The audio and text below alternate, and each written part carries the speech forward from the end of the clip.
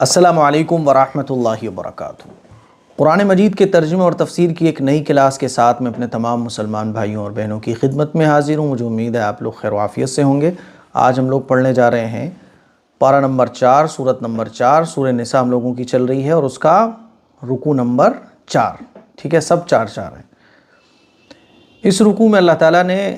رشتوں کی حرمت کو بیان فرمایا ہے، یعنی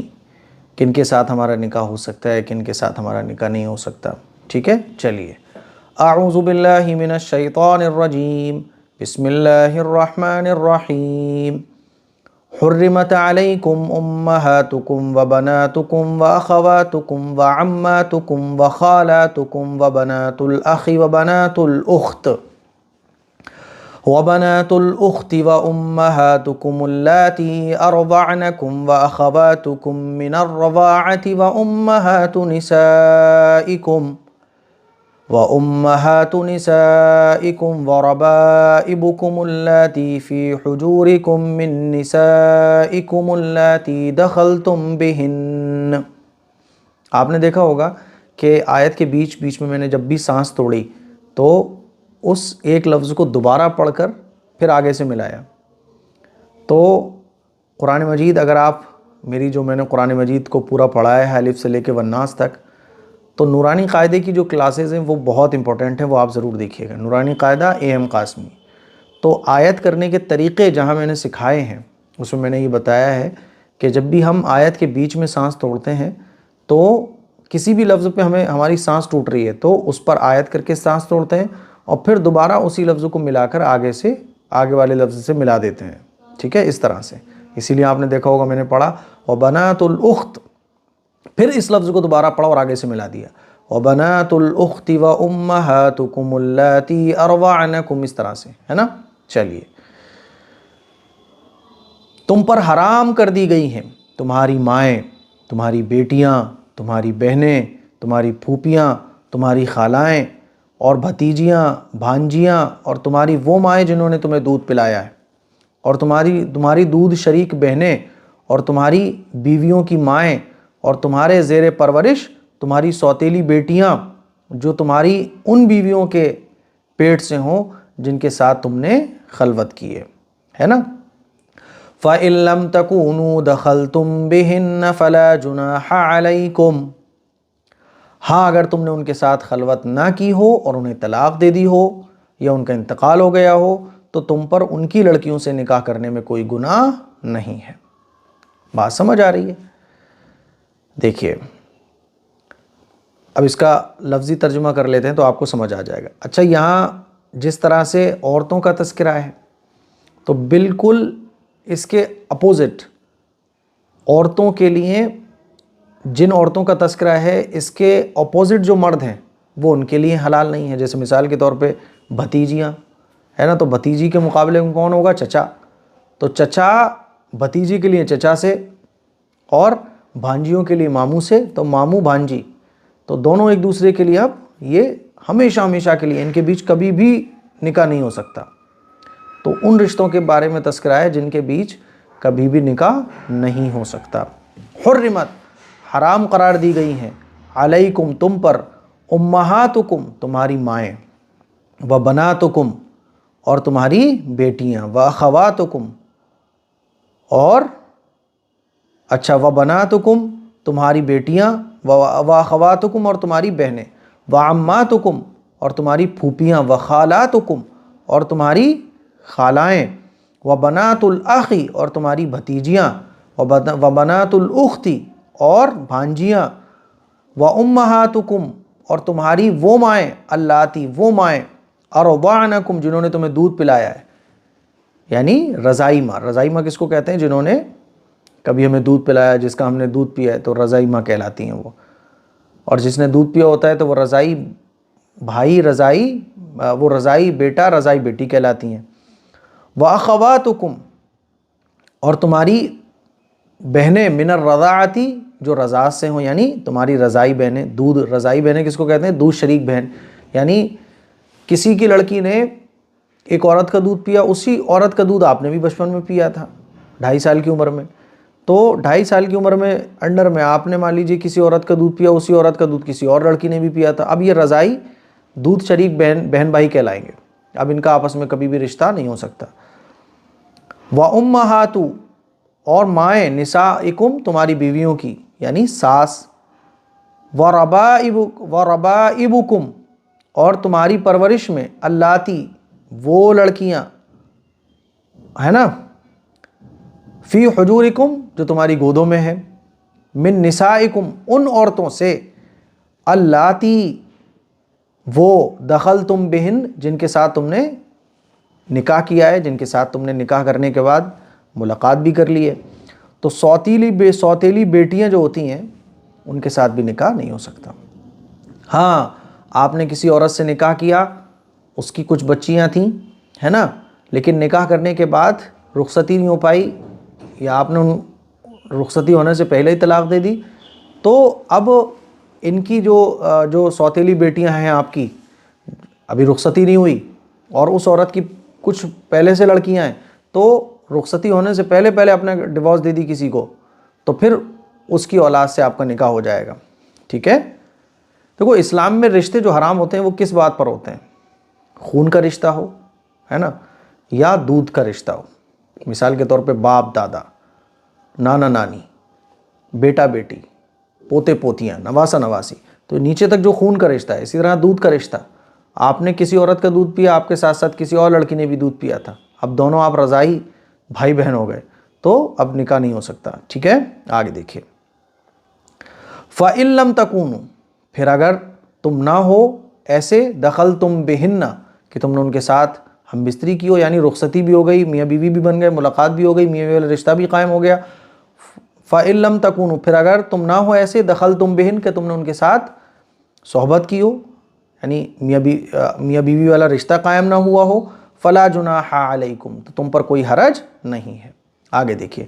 وَحَلَائِلُ أَبْنَائِكُمُ الَّذِينَ مِنْ أَصْلَابِكُمْ وَأَن تَجْمَعُوا بَيْنَ الْأُخْتَيْنِ إِلَّا مَا قَدْ سَلَفَ اور تمہاری صلبی بیٹوں کی بیویاں بھی تم پر حرام ہیں، ہے نا۔ آپ کا بیٹا ہے صلبی بیٹا، یعنی جو آپ کا ہی بیٹا ہے، جو آپ کا بیٹا ہے سوتیلا نہیں، جو آپ کا بیٹا ہے، سگا بیٹا ہے، تو اس کی بیوی سے بھی اب نکاح نہیں ہو سکتا۔ بات سمجھ آ رہی ہے؟ جو آپ کی بہو ہے، تو بہو اور سسر کا رشتہ بھی حرام، گناہ۔ اب بتاؤ اسلام کے بارے میں کتنا غلط پروپیگنڈا ہے جو سوشل میڈیا پہ پھیلایا جاتا ہے۔ اسلام نے تو جو رشتے حرام ہیں ان کی وجہ بھی بیان فرمائی کہ یہ رشتے۔ وَحَلَائِلُ اور بیویاں، ارے کہاں چلا گیا، ہاں بیویاں، ابنائکم تمہارے بیٹوں کی، الذین وہ بیٹے، من اصلابکم جو تمہارے صلبی بیٹے ہیں، جو تمہارے سگے بیٹے ہیں۔ منہ بولا کوئی بیٹا ہے اس کی بیوی ہے نا، ایسے ہی کسی کو آپ نے بیٹا بنا لیا تو تب یہ رشتہ حرام نہیں ہوگا آپ کا، یعنی آپ کا کسی سے نکاح کرنا اسی صورت میں حرام ہے جب وہ آپ کا سگا بیٹا ہو۔ وَأَن تَجْمَعُوا بَيْنَ الْأُخْتَيْنِ ہے نا، اچھا، اور دو بہنوں کو ایک ساتھ جمع کرنا، دو بہنوں کو ایک وقت ایک ہی نکاح میں رکھنا، یہ بھی ناجائز اور حرام ہے۔ وَأَن تَجْمَعُوا اور جمع کرنا، بَيْنَ الْأُخْتَيْنِ دو بہنوں کو ایک ساتھ جمع کرنا، یہ بھی حرام ہے۔ إِلَّا مَا قَدْ سَلَفَ مگر وہ جو گزر گیا، یعنی پہلے جو کچھ کیا، قرآن کے احکام نازل نہیں ہوئے، قرآن کی یہ آیتیں نازل نہیں ہوئی، اللہ نے جو بھی جہالت میں تم نے کیا، لیکن اب تو پیغمبر بھی تمہارے سامنے موجود ہیں، پیغمبر کی تعلیمات بھی تمہارے سامنے موجود ہیں، اب سب کچھ یہ جو کچھ اللہ بیان فرما رہا ہے اسی کے مطابق زندگی گزارو، پہلے جو ہو گیا تو وہ ہو گیا۔ إِلَّا مَا قَدْ سَلَفَ مگر یہ کہ جو کچھ پہلے گزر گیا۔ إِنَّ اللَّهَ كَانَ غَفُورًا رَحِيمًا بے شک اللہ بہت معاف کرنے والا، بڑا مہربان ہے نا۔ ان اللہ بے شک اللہ، کان غفورا بڑی مغفرت کرنے والا، رحیمہ رحم کرنے والا ہے۔ آگے دیکھیے 5واں پارہ ہم لوگوں کا شروع ہو گیا ہے ماشاءاللہ سے، تو آگے دیکھیے، والمحصنات من النساء الا ما ملکت ایمانکم نیز وہ عورتیں تم پر حرام ہیں جو دوسرے شوہروں کے نکاح میں ہوں، البتہ جو باندیاں تمہاری ملکیت میں آ جائیں وہ مستثنا ہے، وہ اس سے الگ ہے۔ اب ایک رشتہ اور اللہ تعالیٰ بیان فرما رہا ہے کہ کوئی عورت کسی دوسرے کے نکاح میں ہے، تو جب وہ دوسرے کے نکاح میں ہے تو اب اس سے بھی تمہارا نکاح نہیں ہو سکتا، اس سے بھی تم شادی نہیں کر سکتے جب تک کہ وہ دوسرے کے نکاح میں ہے۔ ہاں پہلے کیا ہوتا تھا، جنگ وغیرہ ہوتی تھیں تو جنگ میں جو ہے نا جو عورتیں باندی بن جاتی تھیں، ہے نا، جیسے مان لیجئے کسی پہ جھگڑا ہوا، جھگڑے میں جو ہے نا قیدی بنا کر کچھ عورتیں آ گئیں، تو اب یہ جو قیدی بنا کر عورتیں آئی ہیں تو یہ کنیز کہلاتی تھی، کنیز، باندی، غلام، ہے نا۔ تو اب اس کا اپنے شوہر سے نکاح ختم ہو گیا، جیسے ہی یہ غلام بنی تو اس کا اب اپنے شوہر سے نکاح ختم ہو گیا، اس سے جو چاہے وہ نکاح کر سکتا ہے۔ ہاں لیکن شرط یہ کہ پیریڈ آنے دیا جائے، پیریڈ آ گیا، یہ پتہ چل گیا کہ اب اس کے پیٹ میں کچھ بھی نہیں ہے تو اب اس سے نکاح ہو سکتا ہے، ٹھیک ہے۔ تو جو شرعی طور پر باندی بنائی گئی ہو، آج کل جو پہلے زمانے کی باندیاں، پہلے جو باندیوں کا کانسیپٹ تھا اب وہ کانسیپٹ نہیں ہے، اب باندی وغیرہ کا تصور ہی ختم ہو گیا ہے۔ تو یہ تب تھا جب مسلمان دشمنوں سے مقابلہ کرتے تھے، اور اس مقابلے میں کیا ہوتا تھا کہ وہ جو عورتیں قبضے میں آ جاتی تھیں، ہے نا، تو وہ غلام اور باندیاں بن جاتی تھیں، ٹھیک ہے۔ والمحصنات من النساء، والمحصنات، اور وہ پاک دامن عورتیں، من النساء، عورتوں میں سے، جو والمحصنات یعنی وہ پاک دامن عورتیں جو دوسروں کے نکاح میں ہوں، ہے نا، دوسرے شوہروں کے نکاح میں ہوں۔ والمحصنات، محصنات سے مطلب یہ کہ جو دوسرے شوہروں کے نکاح میں ہوں، الا مگر ما ملکت، وہ ایمانکم جو تمہاری ملکیت میں ہے، ایمانکم جن کے تمہارے ہاتھ مالک ہیں، تو کل ملا کے الا ما ملکت ایمانکم، مگر وہ جن کے تم مالک ہو، ٹھیک ہے۔ آگے دیکھیے، کتاب اللہ علیکم، اللہ نے یہ احکام تم پر فرض کر دیے، یہ جو بھی کچھ اللہ تعالیٰ بیان فرما رہا ہے اللہ نے یہ سب کچھ تم پر فرض کر دیا ہے۔ وَأُحِلَّ لَكُم مَّا وَرَاءَ ذَلِكُمْ أَن تَبْتَغُوا بِأَمْوَالِكُمْ مُحْصِنِينَ غَيْرَ مُسَافِحِينَ، ان عورتوں کو چھوڑ کر تمام عورتوں کے بارے میں یہ حلال کر دیا گیا ہے کہ تم اپنا مال مہر کے طور پر خرچ کر کے انہیں اپنے نکاح میں لانا چاہو، ہے نا، ان کے اپنے نکاح میں لا سکتے ہو، ٹھیک ہے۔ فَمَا اسْتَمْتَعْتُمْ بِهِ مِنْهُنَّ فَآتُوهُنَّ أُجُورَهُنَّ فَرِيضَةً، بشرطے کہ تم ان سے باقاعدہ نکاح کا رشتہ قائم کر کے عفت حاصل کرو، پاک دامنی حاصل کرو، صرف شہوت نکالنا مقصد نہ ہو، ہے نا۔ فَمَا اسْتَمْتَعْتُمْ بِهِ مِنْهُنَّ فَآتُوهُنَّ أُجُورَهُنَّ فَرِيضَةً، چنانچہ جن عورتوں سے نکاح کر کے تم نے لطف اٹھایا ہو ان کو ان کا وہ مہر ادا کرو جو مقرر کیا گیا تھا، ہے نا۔ وَلَا جُنَاحَ عَلَيْكُمْ فِي مَا تَرَاضَيْتُمْ بِهِ مِن بَعْدِ الْفَرِيضَةِ، البتہ مہر مقرر کرنے کے بعد بھی جس کمی بیشی پر تم آپس میں راضی ہو جاؤ تو اس میں تم پر کوئی گناہ نہیں ہے۔ ان اللہ کان علیما حکیما، یقین رکھو اللہ ہر بات کا علم بھی رکھتا ہے، حکمت کا بھی مالک ہے۔ اب اللہ تعالیٰ اس میں یہ بیان فرما رہا ہے کہ دیکھو اللہ نے جو احکام بیان فرمائے ہیں یہ اس پر عمل کرو، یہ احکام تم پر فرض ہیں، ہے نا۔ اب یہ جو حرام رشتے ہیں جن کا ذکر قرآن کی اس آیت میں آیا اور احادیث مبارکہ میں بھی آیا ہے نا، اور بھی رشتے ہیں، تو ان تمام رشتوں کو چھوڑ کر اب جو عورتیں بچیں ان سے آپ جن سے چاہو نکاح کر سکتے ہو۔ اور نکاح کرنے کا مقصد کیا ہونا چاہیے؟ نکاح کرنے کا مقصد خاندان کو مضبوط کرنا، اپنی فیملی کو آگے بڑھانا۔ نکاح کرنے کا مقصد یہ نہیں ہونا چاہیے بس اپنی شہوت بھی، نکاح سے انسان کی جو ضرورت ہے، شہوت جسمانی ضرورت ہے وہ بھی پوری ہوتی ہے، لیکن اس کے ساتھ ساتھ جب نکاح آدمی کرتا ہے تو اس سے ایک مضبوط خاندان وجود میں آتا ہے۔ اور زنا سے کیا ہوتا ہے کہ بس وقتی طور پر ایک خواہش پوری کرتا ہے آدمی عورت سے، عورت آدمی سے، اور پھر اس کے بعد کام ختم، کوئی خاندان وجود میں نہیں آتا، دوسرے کے کوئی حق نہیں عائد ہوتے ہیں۔ لیکن جب نکاح ہوتا ہے تو میاں بیوی پر ایک دوسرے کے حق بھی عائد ہوتے ہیں۔ تو اللہ تعالیٰ فرما رہا ہے کہ نکاح کرنے کا مقصد صرف شہوت پوری کرنا نہیں ہونا چاہیے بلکہ پاک دامنی، عزت آبرو کی حفاظت اور مضبوط ایک خاندانی نظام، یہ مقصد ہونا چاہیے۔ اور جب نکاح کرو تو کیا دو؟ مہر دو۔ اور مہر کتنا دے سکتے ہو؟ جتنا چاہو اتنا دو، جتنا آپ کو اللہ نے حیثیت کا مالک بنایا ہو۔ لیکن مہر طے ہو جائے، مہر طے ہونے کے بعد مان لو میاں بیوی آپس میں بہت خوش ہیں، بیوی نے کہا کوئی بات نہیں، میں نے اپنا مہر معاف کر دیا، تو اللہ تعالیٰ فرماتا ہے مہر اگر بیوی خود معاف کر دے تو کوئی حرج کی بات نہیں ہے۔ کتاب اللہ نے فرض کیے ہیں، علیکم تم پر یہ سب کے سب احکام، وَأُحِلَّ لَكُمْ اور حلال کی گئی ہیں تمہارے لیے، مَا وَرَاءَ ذَلِكُمْ ان عورتوں کے علاوہ تمام عورتیں، ان تبتغوا کہ تم تلاش کرو، بِأَمْوَالِكُمْ اپنے مال کے ذریعے، یعنی مال کے ذریعے کیا مطلب؟ کہ مال کو بطور مہر خرچ کر کے اپنے نکاح میں ان کو لے کے آؤ۔ محسنین کا مطلب کیا ہے؟ یعنی شادی کرنے کا جو مقصد ہے وہ پاک دامنی، عزت و آبرو کی حفاظت، خود کو پاک دامن بنانا۔ غیر مصافحین یعنی صرف شہوت پوری کرنا مقصد نہ ہو، یعنی یہ نہ ہو کہ میں ابھی 1 مہینے کے لیے نکاح کر رہا ہوں پھر چھوڑ دوں گا، یا نکاح تو کیا لیکن یہ بھائی 10 دن کے لیے ہم لوگ نکاح میں رہیں گے پھر ختم، ایسا نہیں۔ غیر مصافحین صرف شہوت نکالنا مقصد نہ ہو۔ فَمَسْتَمْتَعْتُمْ تو جو کچھ تم فائدہ اٹھاؤ بھی نکاح کے ذریعے، منہن عورتوں سے، فآتوہن چنانچہ فَمَسْتَمْتَعْتُمْ چنانچہ تم نے فائدہ اٹھایا، بھی اس کے ذریعے یعنی نکاح کے ذریعے، منہن عورتوں سے، فآتوہن تو تم ان کو دو، اجورہن ان کی اجرت، فریضہ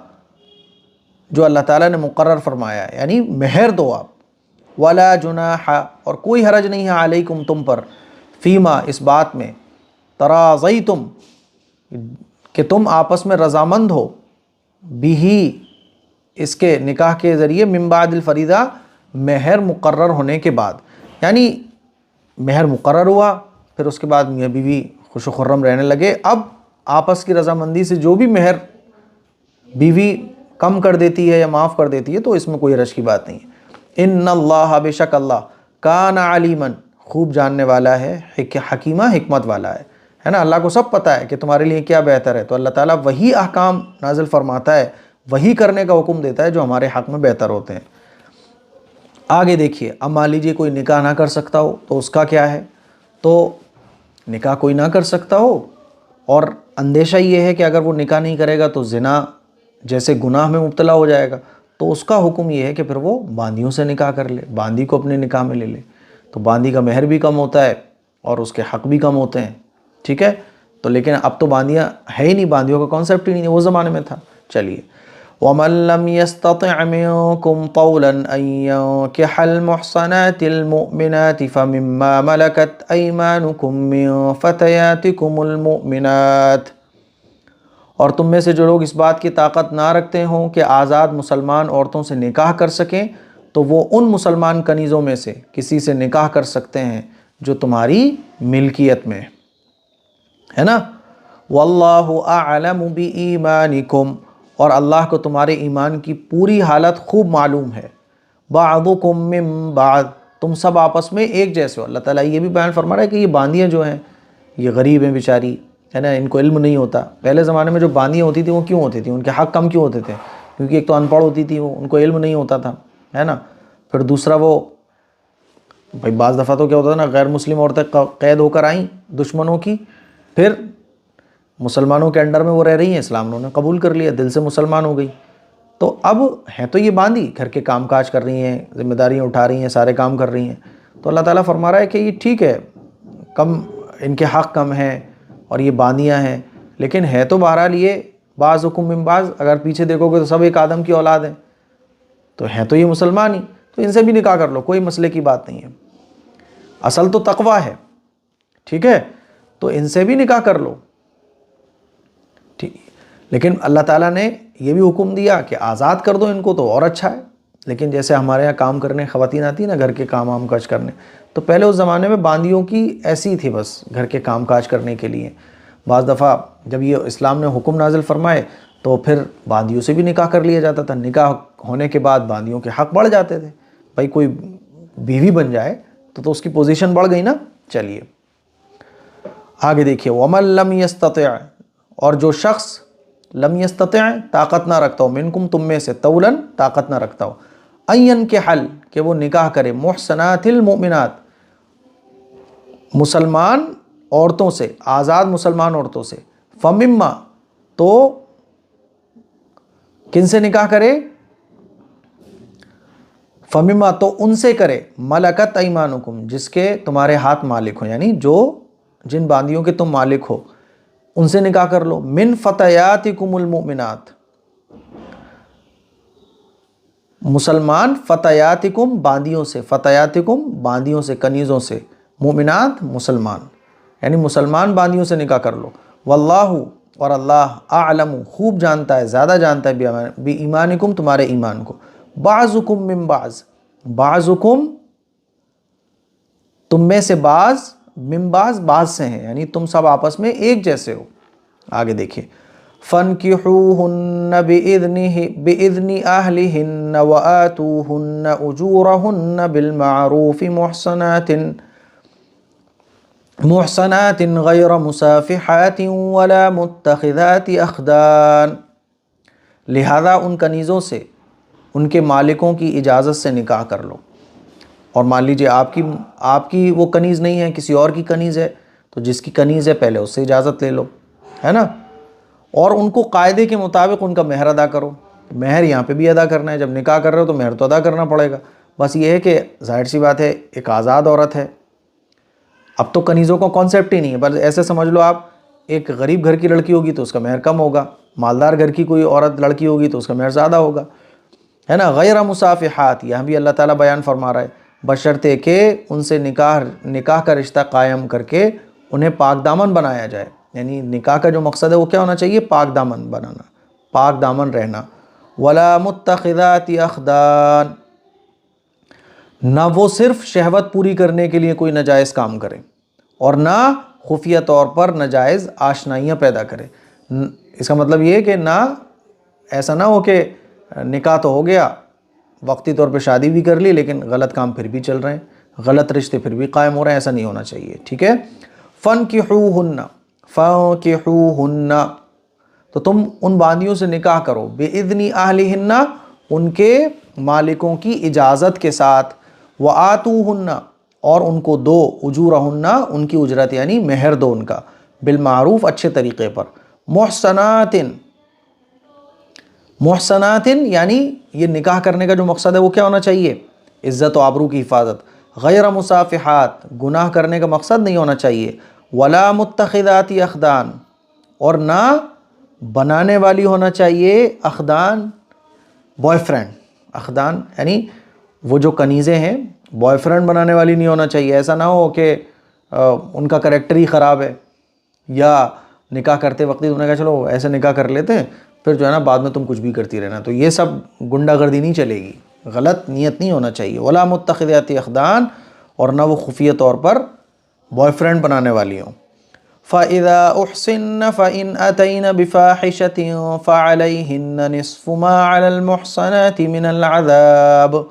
لیکن مان لیجئے آپ نے تو خوب دیکھ بھال کے شادی کی، نکاح کیا، کسی باندی سے نکاح کر لیا، اگر کوئی آزاد عورت کوئی غلط کام کرے تو اس کی سزا بیان ہو گئی کہ اگر شادی شدہ ہے تو رجم، سنسار، اور اگر غیر شادی شدہ ہے تو 100 کوڑے، لیکن اگر کوئی باندی زنا کر لے، غلط کام کر لے اور پکڑی جائے تو اس کا کیا حکم ہے، تو رجم کی تو آدھی سزا نہیں ہو سکتی نا، تو کوڑے کی سزا ہے، تو 100 کوڑے تو کتنے لگیں گے، 50۔ فَإِذَا أُحْصِنَّ، اچھا پھر جب وہ نکاح کی حفاظت میں آ جائیں اور اس کے بعد کسی بڑی بے حیائی یعنی زنا کا ارتکاب کریں تو ان پر اس سزا سے آدھی سزا واجب ہوگی جو غیر شادی شدہ آزاد عورتوں کے لیے مقرر ہے، ٹھیک ہے۔ ذَلِكَ لِمَنْ خَشِيَ الْعَنَتَ مِنْكُمْ، یہ سب یعنی کنیزوں سے نکاح کرنا تم میں سے ان لوگوں کے لیے ہے جن کو نکاح نہ کرنے کی صورت میں گناہ میں مبتلا ہونے کا اندیشہ ہو، یعنی ویسے تو یہی ہے کہ آزاد عورت سے نکاح کرو، لیکن اگر باندی سے نکاح کرنے کا جو حکم اللہ تعالیٰ دے رہا ہے یہ کس کے لیے، جس کے زنا میں مبتلا ہونے کا اندیشہ ہے، تو اس کو حکم یہ ہے کہ بھائی باندی سے نکاح کر لو۔